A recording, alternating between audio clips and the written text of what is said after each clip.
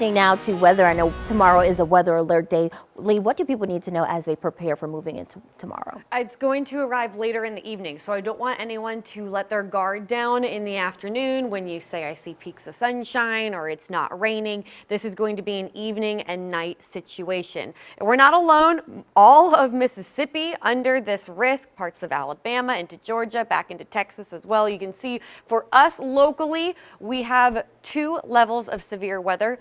They are high levels, a level 3 and a level 4 out of 5. Everyone on the South Shore under the enhanced risk, as well as parts of the North Shore, with most of the North Shore and into Mississippi under a moderate risk of severe weather. So what does that mean? It means that we can expect tornadoes and damaging wind gusts. The risk of both of those are high. Also, some of you under a flooding threat and a hail threat. So let's dive in a little bit closer. Who exactly is under the greatest risk for tornadoes? Well, those of you on the North Shore in this red shaded area, that's a 15% probability of a tornado. That's fairly high. Same for those of you in the yellow shaded area, all of the South Shore and then into parts of the North Shore, 10% probability of a tornado. But this is what we really pay attention to. This black hatched area, that means that within this area here, there is a risk of stronger tornadoes, EF2 tornadoes to EF5 tornadoes. They can cause significant damage, as we know, unfortunately, from last week. So what you need to do is think of your plan now. Have your plan in place. Know that out of anywhere here, if a tornado warning is issued for your area, where will you go? And make sure that you can get there quickly. You can get there immediately, and also have preparations like a helmet or a mattress to cover your head as you go into an interior room on the lowest level.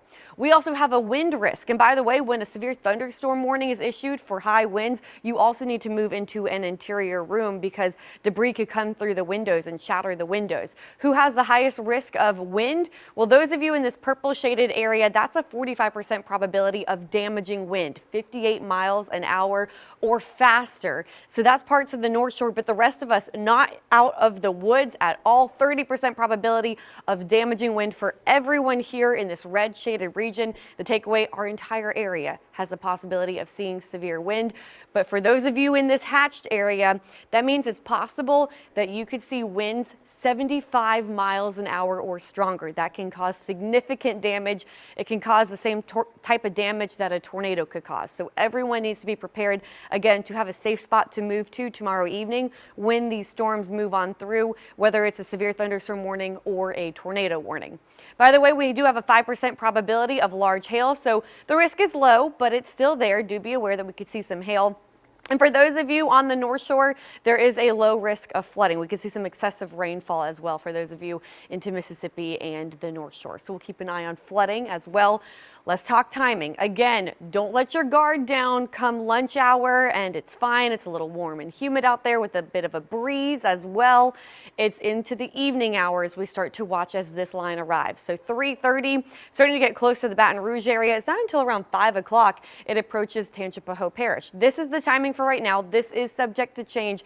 Check back in tomorrow morning and tomorrow afternoon as we're watching that line approach for a new updated outlook when it comes to the timing. But right now it looks like 7 o'clock, cutting across the North Shore into the river parishes, 9 o'clock through the metro area up into Mississippi, and then really not exiting our area until around 11 o'clock to midnight tomorrow.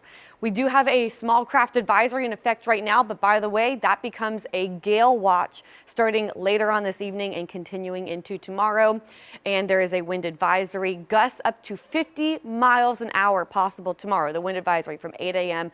to 9 p.m. So throughout the day. Tomorrow is a weather alert day. We will keep you updated online, on social media, and of course here in the newscasts.